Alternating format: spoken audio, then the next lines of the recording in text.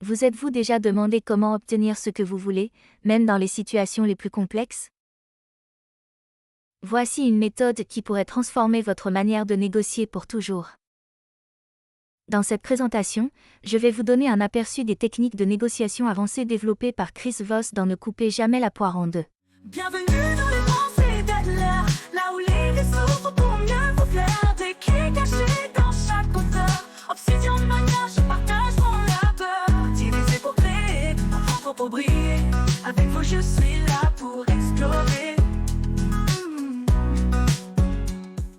Ce livre explore comment utiliser des stratégies psychologiques et émotionnelles pour parvenir à des accords gagnants. Bienvenue dans les pensées d'Adler, sur la chaîne Obsidian Mania. Obsidian Mania, diviser pour mieux créer. Je suis Irina Adler, votre inspectrice en lecture rapide. Ensemble, nous allons plonger dans cet ouvrage pour en extraire l'essence. Bonne écoute! Avec « Ne coupez jamais la poire en deux », vous allez découvrir que la négociation ne se limite pas à obtenir un compromis, mais repose plutôt sur une écoute fine, un engagement sincère et une approche stratégique adaptée à chaque situation.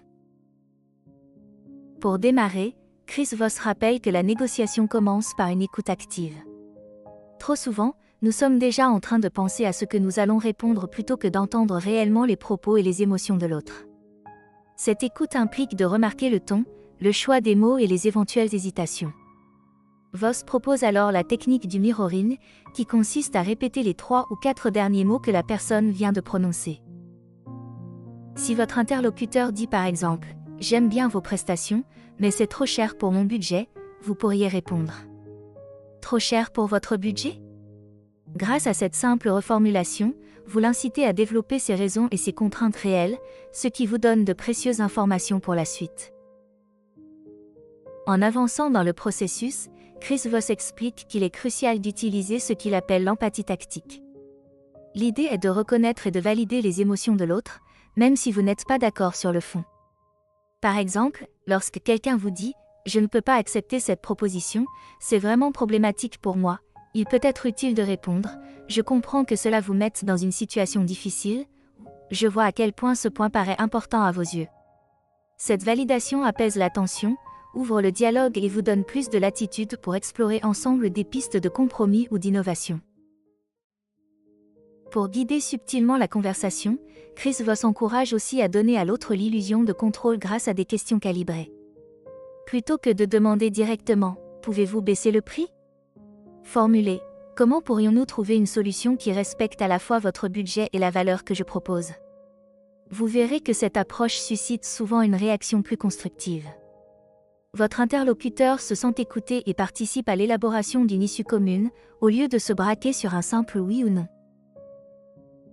Ensuite, Chris Voss souligne que le mot « non » n'est pas forcément un échec. Au contraire, il peut signifier « je ne suis pas encore prêt à dire oui ».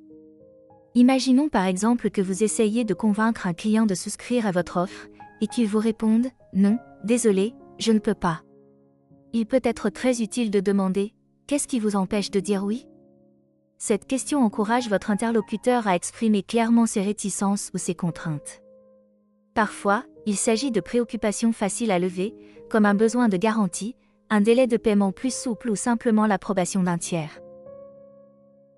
Enfin, le titre du livre nous rappelle de ne jamais couper la poire en deux.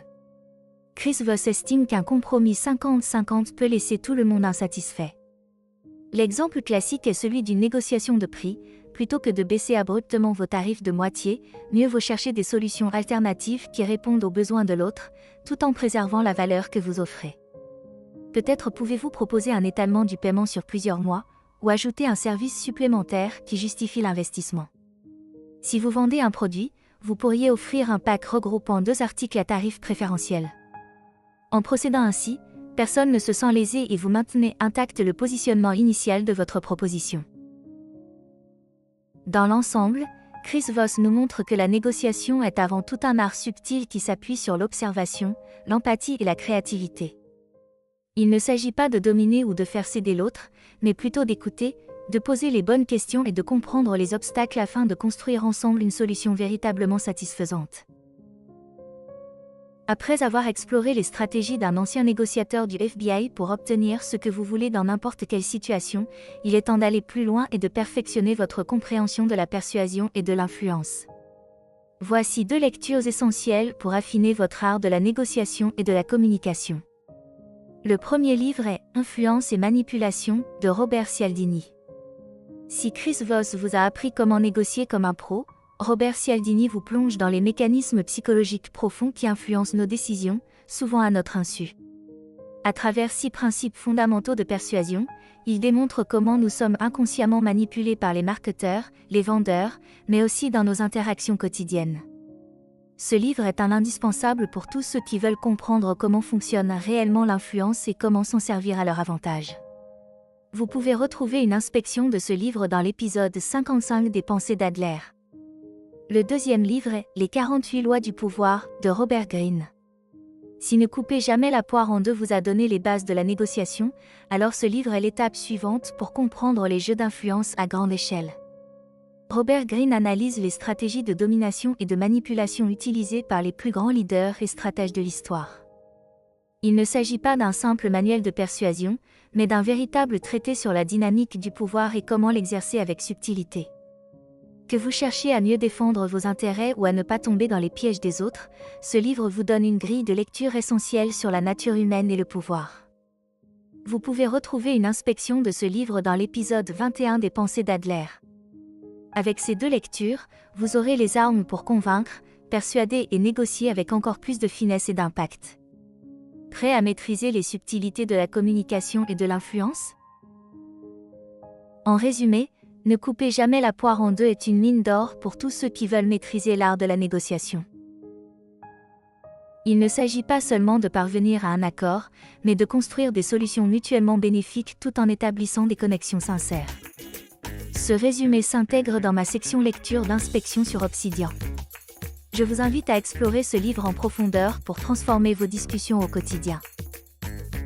Retrouvez également le support de cette présentation sur obsidianmania.com.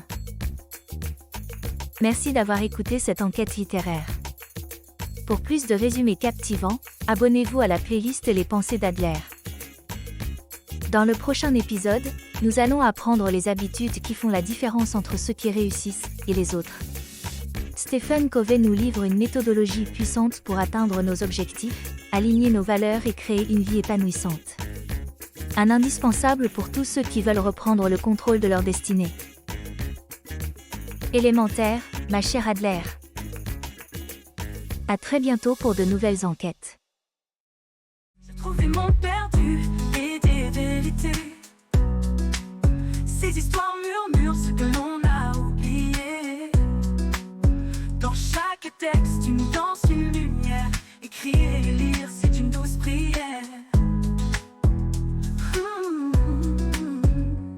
Bienvenue dans les Pensées d'Adler, là où les s'ouvrent pour mieux vous plaire. Des clés cachées dans chaque auteur. Obsidian Mania, je partage mon labeur. Divisé pour créer, en propre pour briller. Avec vous je suis là.